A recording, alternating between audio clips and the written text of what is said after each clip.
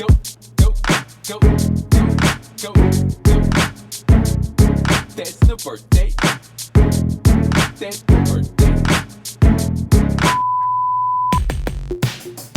Yeah, we're sponsored by Audible. Audible.com/ZDogMD. Get your free trial. Yeah. Holla at your boy.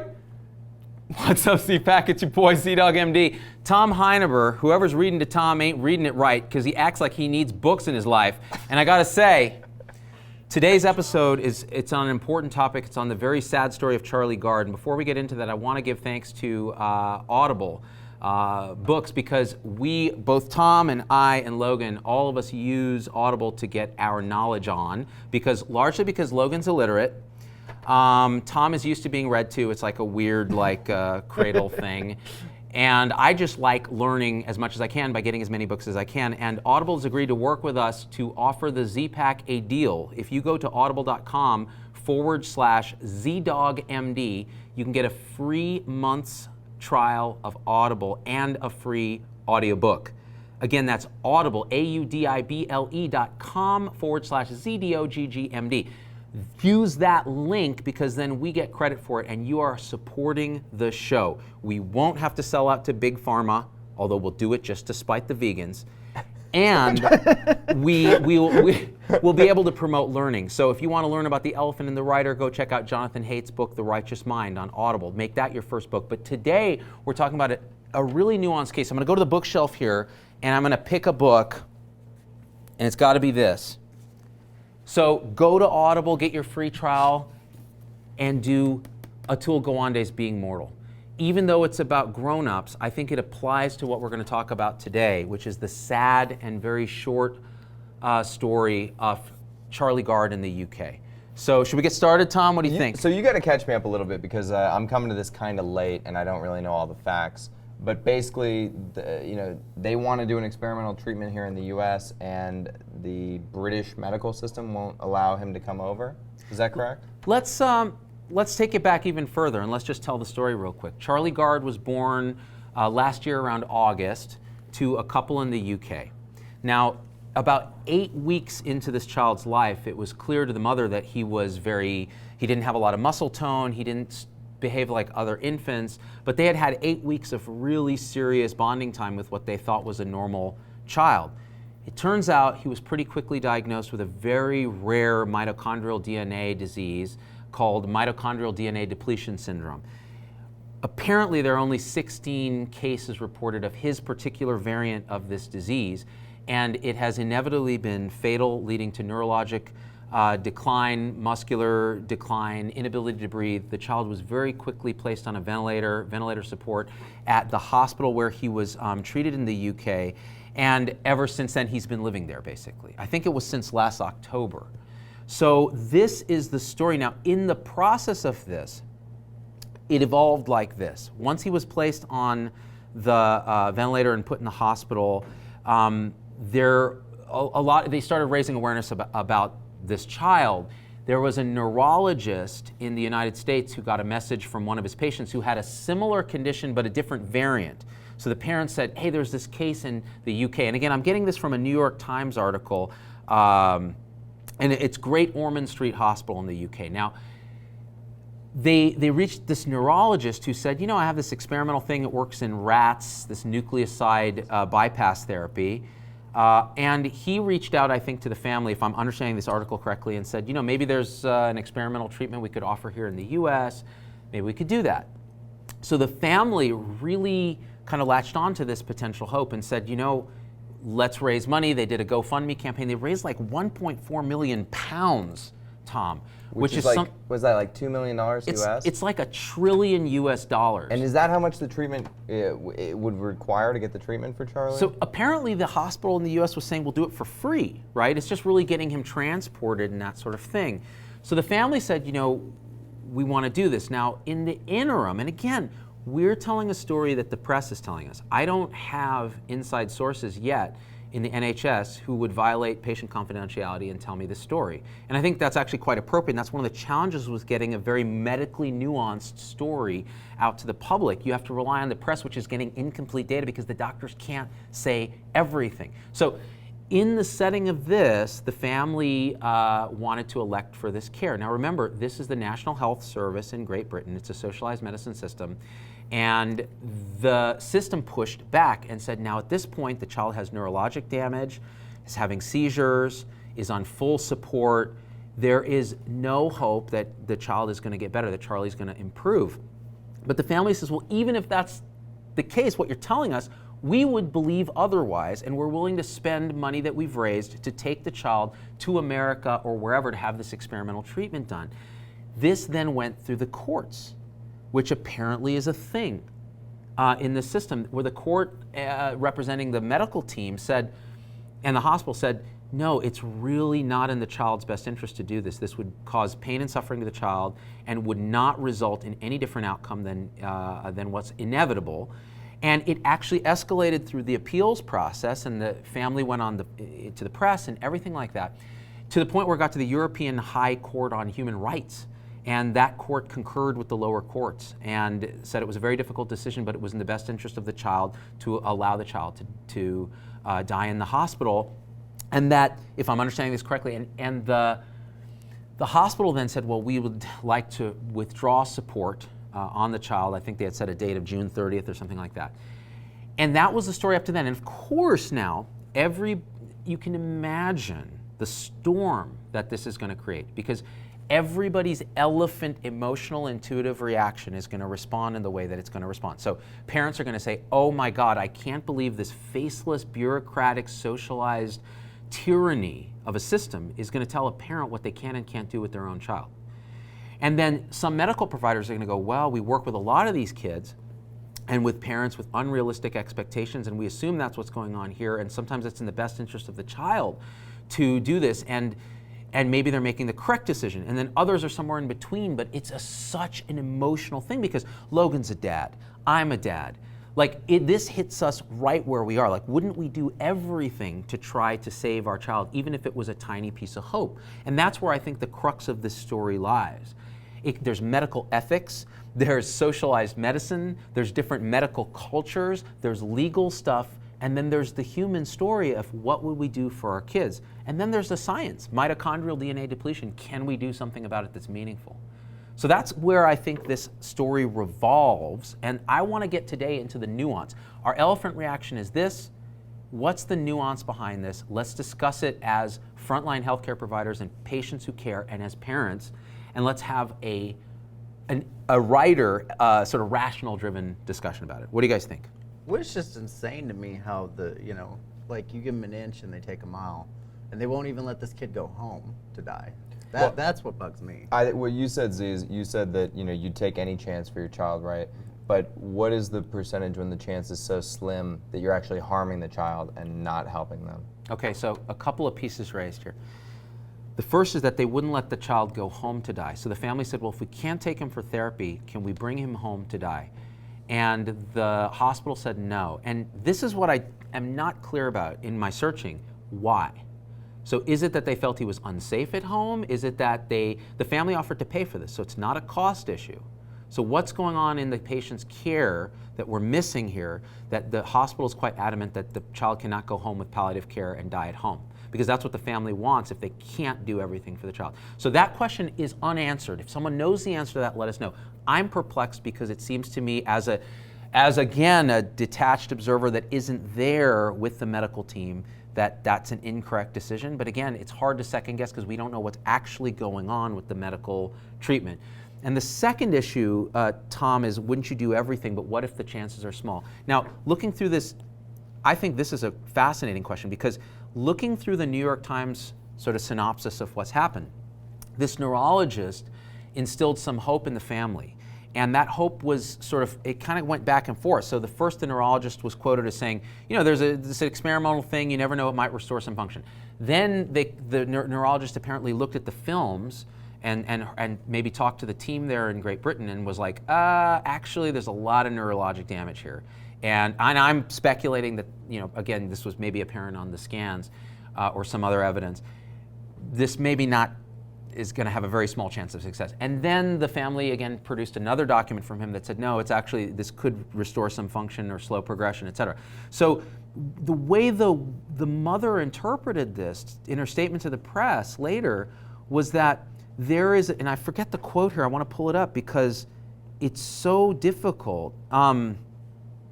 What the doctor had said was, in the best case scenario, Charlie's condition would stabilize, improve partially, or continue to improve with long-term therapy, as we have seen in patients with TK2, this condition. Ideally, the treatment will ameliorate the seizures and allow for more normal brain function. Now, the way the family interpreted that, and I don't think that's an inappropriate interpretation, what the mother said was, where is it? Because the way the doctors were at the hospital were describing it as catastrophic and irreversible brain damage, and that experimental treatment known as nucleoside therapy would be futile and would prolong Charlie's suffering. But the mother, and I'm trying to find the exact quote, she said something to the effect of, there is a chance that Charlie can live a normal life, and there's a 10% chance that the experimental treatment would work. And now that is a very big leap from what we as clinicians actually probably understand the case to be, which is a very, very, very tiny, near impossible to impossible hope. So she's now got this hope, which as a parent, who could not understand that? Who would not do everything and cling to every piece of hope? And neonatologists see it, everybody sees it all the time.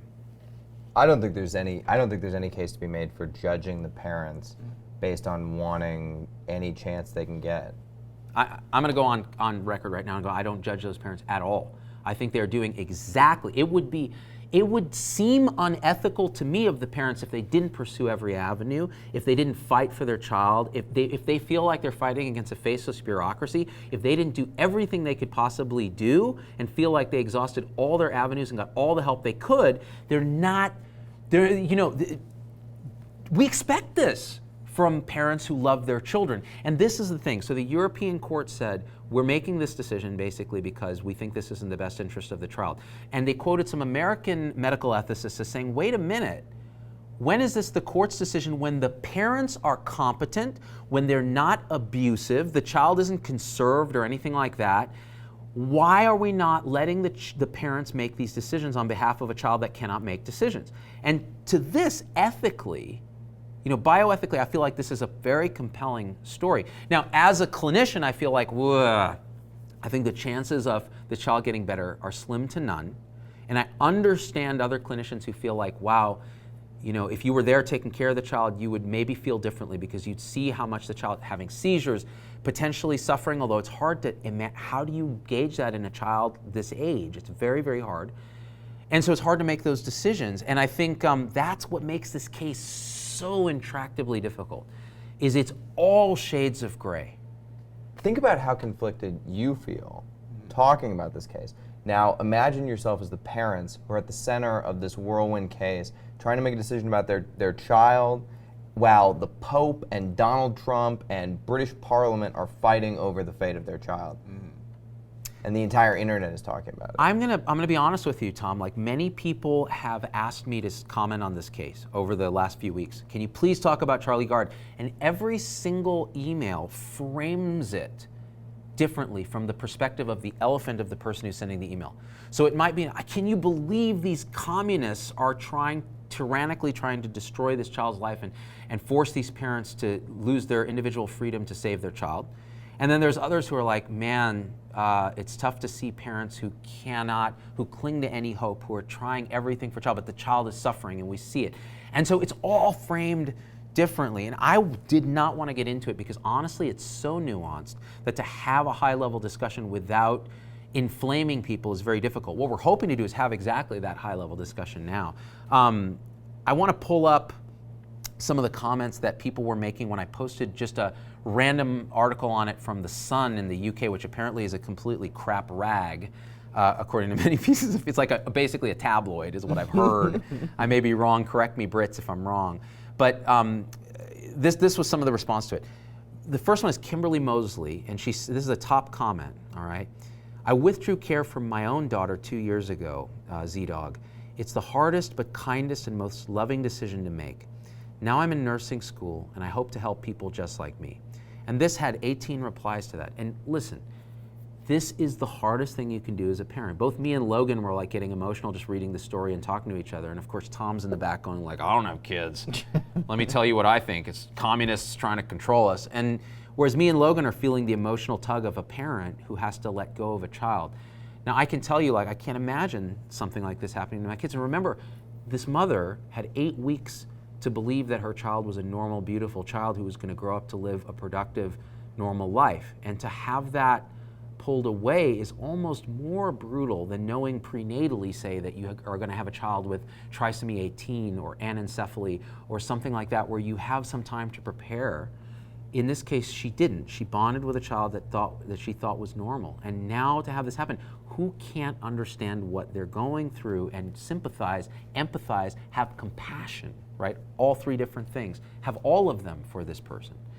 Now, what actually provoked me to talk about this is related to a comment here by Candace Mulholland, and was sent to me in a private message by a doctor who, a friend of a doctor who shared it with me on condition of anonymity, a perinatologist who went to the UK and gave a talk on end of life for children and terminal conditions for children, and experienced frontline NHS providers, and he described them as this weird kind of codependent situation where there's an abusive relationship with NHS and the socialized system that doesn't pay them enough, that doesn't support them, that tells them how to practice, and them who are kind, caring, intellectually very rigorous doctors. And he described it as a kind of abusive relationship that he witnessed. Now, this is his opinion, and it was clear he was very conservative in his sort of thinking, so you have to parse it all through that politics, but he really laid it out. He's like, you know, the NHS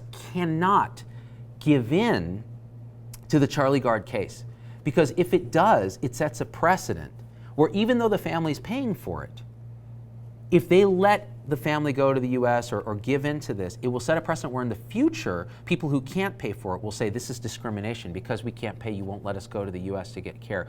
And it will destroy their grip on the utilitarian aspect of socialized medicine, which is the good of the many outweigh the good of the few or the one, and you have to look at quality of life versus cost and all these issues. And I thought that was a fascinating discussion, because Candace Mulholland encapsulates it in her comment. This one case completely encapsulates the reason that I am 100% against a single-payer healthcare in the US. Now, by the way, let's clarify. Single-payer is the government pays for healthcare. Socialized medicine, like in the UK, the government owns the hospitals, hires the doctors, owns the means of delivery and all of that, and pays for it. It's not because I don't want everyone to get the care they need. It's because my elephant, my unconscious intuition that we use on the show, that's our metaphor we use, does not want to trust faceless bureaucrats with no medical training to have say over anyone's health decisions. And that led to 56 replies on all ends of the political spectrum, either arguing against this case or arguing for it. And Logan, you have some sort of thoughts on this as our sort of staff conservative. I mean, I couldn't agree more with that person, Z. To be honest, it's literally mind-numbing to me how you couldn't take your own child home. Like, as a parent, that is your decision. You created that life. How is it anybody else's opinion on what you can do with your own kid? I would like to say Danielle Heineber, my wife, who's a NICU nurse, wrote in and she said, you know, you don't necessarily know the circumstances of that. Maybe taking the child off the vent is more painful, more harmful to the child. So. And this is one thing I'll say, Logan. I agree with you if the case were cut and dry, black and white. That's how I would feel too. Knowing the sort of medicine stuff behind it. And a pediatrician wrote a big long piece in a UK press piece saying that you guys don't know the nuance. You're not there. The doctors can't tell you because of patient privacy and ethics, but like there's a lot that goes into this decision. They're not making this decision blindly and in an intent to be tyrannical. They're doing it based on what they think is in the best interest of the child. Now, Logan, you may still argue that even if that's the case, if the parents make a decision, they are acting on behalf of a child that can't make decisions, and that's their individual liberty. And I think ethicists can discuss this and argue it. And our elephant as parents might say, it's my child, and if I want to do everything I can, right? But sometimes, and I see this in the hospital, people cling to hope that actually harms their loved ones. But the question is, who makes the decision? It's got to be the parents, in my mind, if we're respecting individual liberty at all. And what the twist in this is, it's not the government paying for that. The parents are saying, we'll pay for it. Yeah, So this is the problem. Is it seems like the government is trying to set a precedent here, and this is not about Charlie Gard. Yeah. This is about them setting a precedent. So that is not the state having the interest of this child. Now, maybe the medical team has the interest of this child in mind, but the state does not. Right. Now, here's the thing. Where does the medical team and the state, where does that distinction begin and end when you're in a socialized medical system? That's a good question. I honestly have no idea. I mean, who's making the call there? And what I want to hear is from some docs in the UK that can help fill us in on this. If you don't want to publicly comment, send me a private message and let me know what's going on, and we'll do a follow-up to this. Because what we want to do is hear from frontline healthcare providers. What do you think? What do you feel about this? What's the nuance about this without violating confidentiality? And Melissa Rick says, you know, exactly, they're using this child as a platform to assert themselves. It should be about Charlie, says Heather Long. If they take the kid home without a vent and the kid goes down, they'll be begging to go back to the hospital, Ronnie Ann. Now listen, I think Ronnie Ann gives a perspective of a lot of frontline healthcare practitioners, which is we've seen parents like this who are struggling with grief, who are struggling trying to find hope, who think they know what's best for the child, but the medical team actually has tons of experience in this, and it would be damaging to the child to let him go home and die in a vent. Now, again, I don't know the nuance of the situation, but you can imagine situations where that's the case. It may also be that the transport is dangerous to the U.S. It always is dangerous. So there's a lot of subtlety to the medicine behind this. That's why it's very easy to play armchair quarterback for this, but we really do need to say, okay, first of all, I'm going to say this, I respect the physicians who are taking care of Charlie Gard. I think they're doing their best. I'm not sure about the bureaucrats at NHS and the courts. I just don't know. I'm going to give them the benefit of the doubt and think that they are trying to do the best for the child. I know the parents are trying to do the best for the child. They love their child dearly and they're doing everything they can. Everybody is trying to do the right thing. I actually don't think there is an evil intent in this mix. If there's an evil intent, if it's the NHS saying we don't want to set a precedent, then that in itself could be construed as a very unethical thing, right? But I don't even know that that's the case. That's why I didn't want to wade into this, because it's so nuanced. But now I'm glad we're doing it, because we can talk about the nuance and everyone can get their feelings out and talk about it and say, well, this is my stance. Josh says this is a horrible no-win situation and there are no good answers. That's kind of how I feel about it, and which is odd for me, because normally I fall very black and white on most issues, but this just is so gray. I can't figure out where what my feelings lie. You know, I'm actually surprised, because usually, you know, Tom is very, it's this, and Logan is like, America, and I'm like, well, and in this case, I think we're all kind of like, except I think Logan still feels quite strongly, if I'm interpreting correctly, that the individual rights of this family outweigh everything else, and the parents should be given a lot of latitude in terms of what they're able to do, especially since they were able to raise funding, right? They went out and took the initiative to do this. This isn't about socialized medicine, says Samantha Sommer, or autonomy. It's about quality of life for the child. The court stated that the parents are a flight risk. They want to take him to the USA for treatment, and that the doctors in the USA have said they would help him. I think you deeply misunderstand the NHS. So Samantha Sommer, so that's Samantha's take. And again, I'm going to go on record right now and go, I don't understand the NHS nearly as well as I should, because I don't work there. I have friends that are there. I want to hear more. I want to understand it, because I think the NHS experience informs the experience for any healthcare system that's trying to figure out what to do the best for the most people with the money that we have. So let's figure it out. So tell me more. See, I just like, if there was even the slightest chance and you didn't take it, and even if your kid died and he was going to die either way, could you live with yourself if you didn't take that chance? Well, so here's the thing, I'm a doc. What if you took that chance and then it harmed your child? Could you live with yourself in that? So see, this is the thing, Logan. So since I'm a good doctor, I kind of have a lot of experience with chance taking and not chance taking, and I actually have to weigh the risk of injury, suffering, and prolonged misery to the child, as well as my desire to do everything for them. So I think actually, if I were there, it would be heartbreaking, but I would have to figure out exactly what to do. It's like our first comment, the nurse who said she had to withdraw support on her own 2-year-old, and it was the hardest thing she ever did, but she feels like she made the right decision. She had to go through that decision process, and sometimes doing the withdrawal is the compassionate thing to do if you have all the information. So that's the thing. And I think the concern here might be that these parents don't really understand. In other words, if I'm playing devil's advocate, the parents don't really understand the risks and benefits. I mean, that's clear from the statement that the mother said, that there's a 10% chance that the child could improve dramatically and eventually live a normal life.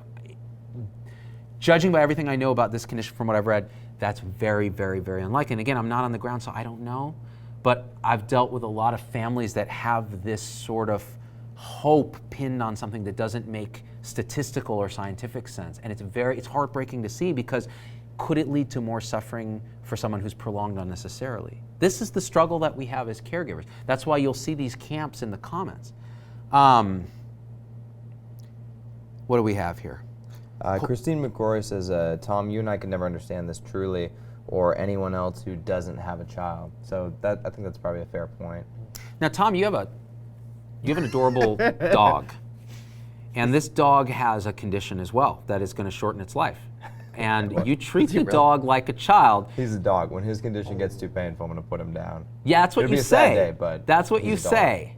But when it comes down to it, I'm going to be surprised if you don't, have a hard time figuring out what to do. So in a way, we all care about other conscious creatures, except for psychopaths who have no capacity to do that, or a limited capacity to do that. And so that's why this case, I think, has triggered so many nerves. And, Trump comes out and does his tweet about we'll support the kid. The Pope comes out and says the Vatican will take him. And then it turns out it's legally. They said, well, legally, I'm not sure we can do that. The New York Presbyterian is saying in Columbia, maybe we can take him and try this therapy. And if it doesn't work, or you can't do that, we'll send the experimental therapy and you guys can administer it there. And now the hospital in Great Britain is kind of backing up a bit and saying, well, maybe, okay, hold on. We're not going to pull the plug yet. Let's talk about this. And so there's a step where they can take a breath. The whole thing, let's not lie, the whole thing is a tragedy. The case of Charlie Gard is not cut and dry. I want to see in the comments a really good discourse about this, because the lay press is having a discourse about it without us, right? Patients are emotional about this. Mothers and fathers are emotional about this.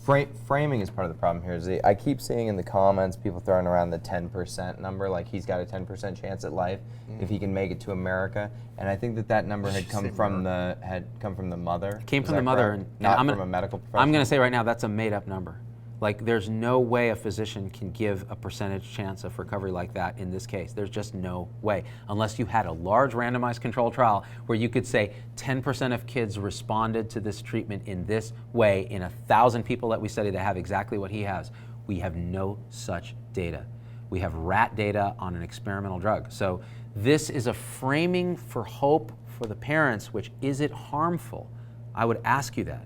Didn't the doctor say he could take it from impossible to just nearly impossible? And that was from the chance? impossible to nearly impossible. And actually, I like that framing, because it feels more intuitive than, well, from a 0.0000000% chance to a 0.000000012% chance. That people don't process those statistics. That's a lot different than 10%. It's a lot different than 10%. And she mentioned in her statement a normal life. This child, with the level of brain injury that he already has, will not have a normal life. I think most, even without seeing the case, we've all seen issues like this where full recovery to normal life is a wishful thinking that we empathize with her desire to have hope. But again, as clinicians, it's heartbreaking to see it, because you're not making decisions in a clear-headed way at that point. It's impossible to. And I don't blame them for that. I almost feel like if they weren't behaving this way, you would almost look at them like, are you hyper-rationalizing? So, Ann Storr says, first, do no harm. And I think you could boil this entire argument down to do no harm, Yeah, it kind of all comes back to that. Well, and here's the thing. So I think there was a bioethicist who weighed in and said, if this experimental treatment had a chance to work, it was early on. Why wasn't it allowed earlier, when the more irreversible type of brain damage hadn't happened with this mitochondrial DNA depletion syndrome? And this is true. I'm glad your wife weighed in, Tom, because I was going to actually ask her to be on the show, but I know she's an introvert and she'd say no. But she's a neonatal intensive care nurse and training to be a nurse practitioner, and she sees this on the daily, the struggles in the NICU with letting go and understanding statistics and science behind what's going on with your child, it's the hardest thing you can imagine. And both, Logan has a young child. Well, from also being, married to a NICU nurse, I know that there's a big difference between 11 months and, X number of weeks, right? I mean, some children are just incompatible with life, and that's an easier pill to swallow as a parent. It's not an easy pill to swallow, but it may be easier than an 11-month-old. My kid's the exact same age. She turned 11 months yesterday. Right. So Logan, what's happening? This hits my elephant, Z. It's elephant. Quite hard. What Logan has, and Logan is, despite being incredibly conservative, despite popular belief that conservatives are heartless, it is not true. Logan has a considerable amount of affective empathy. Affective empathy meaning being able to feel other people's pain as if it was your own. He empathizes with, and we were talking earlier, so I'm not making this up, he empathizes with the family's love for their 11-month-old child because he has an 11-month-old child and he's able to superimpose that feeling into himself. Now, Tom, I think, has some cognitive empathy here where he understands what the family's going through, but he can't really feel it because he doesn't have kids, and affective empathy is not his highest hit points, it's cognitive empathy. And I think I'm somewhere in between. As a parent, but my kids are a little older, as a clinician, I see it more cognitively, and then as a father, I see it a little more affectively. So it's tough, and that's why these decisions, so many decisions we make are emotional, they're elephant-driven, et cetera. But how do we make a decision that's correct, that sets a precedent for others, that actually improves the health and well-being of conscious creatures? That's what we have to look at in this case, and there's no good answer. What do you think, Tom? I mean, I'm sure we've all been through this with older family members, and it's a lot easier to make the decision with an older family member. Yeah. Especially somebody in their 80s. Is it easier? Is it easier? Because now this is where my elephant gets triggered. Because in this book by Atul Gawande, which, by the way, here we go to shill. Should we shill for a second? You can get on audible.com/ZDoggMD, get a free trial and listen to this book because it's amazing. And it helps our show and it helps us promote the acquisition of knowledge, which I think is a noble use of sponsorship. It supports our show and lets us get better equipment, get guests, all those kind of things. In this book, Atul Gawande, who's a very respected Harvard surgeon, has written a lot of great books. I'm quite jealous of him because he's an actual thought leader, whereas I'm a pretend thought leader. He talks about how difficult it is for people to make those decisions at end of life, for family members to let go, to make rational decisions, for us to take care of our elders in a compassionate and rational way, and for us just to do the right thing at end of life without promoting suffering. I see this as a hospitalist more than anything, and I don't take care of children. So for me, I think the Charlie Gard story actually gets to the heart of all of our ideas of what is mortality, what is human life, what is suffering, what is a life worth living, who makes those decisions, how do we as a system absorb the cost. That's why I think we have to have the discussion again and again and again, and there's no black and white answer. So I think on that note, Don't make me cry, Z. I know, Logan. Seriously, our hearts go out to Charlie Gard's parents, to Charlie Gard, to everybody, to his team. I'm going to tell you right now, I'm addressing directly the healthcare team that is caring for little Charlie Gard. I know you're doing your best. I know your hearts are to help this child and prevent his suffering. I know it's been really hard to see the press spin everything as it is. I know it's really hard because you know the parents care about their child. I know this is the hardest thing you probably have had to do, and I want to give you my support, and I want to support everybody in the NHS who's taking care of other human beings and doing the best they can. And I want to learn from you, and I want to hope that we can learn from each other. So I hope this discussion triggers more discussion. I hope you guys actually have, I want you to look at this from an elephant standpoint, but I want you to look at it from a rider standpoint and listen to arguments on all sides and think about it, because this is important to the future of healthcare and our caring for each other. So on that note, please go to the link audible.com/ZDoggMD and sign up for a free trial, because it really helps us, and we want you guys to get learnt. Because Tom Heinemer being largely illiterate, it's the only way he learns is audiobooks. Audible's supporting the show, so let's support them. Plus, Audible's dope. I use it all the time. So I I've use been it constantly. signed up for a long time. Right now, I'm listening to The Tail End of the Righteous Mind again by John Haidt. I recently listened to the Passage series by Cronin is the author. It's nonfiction. It's kind of an apocalyptic vampire tale, and I highly recommend this. The first book, The Passage. It is so well done, and it's really about the human condition, which all great fiction lets you understand. So that's another recommendation of mine. You'll really enjoy it. It's read by Scott Brick. He does a great job. He also did Hamilton, which if you want to read an amazing now I'm just shilling books for no reason because I love them. Hamilton, the biography, incredible piece of work about one of our founding fathers. All right, guys. Hearts go out to Charlie Gard and his family and everybody who's suffering in the world today, and we are out. Peace. I broke my apple pen. Go.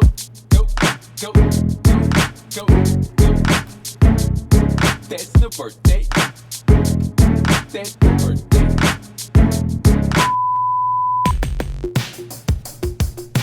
It's your boy. Get your Audible on. Cheer. What? Audible. I'm rich.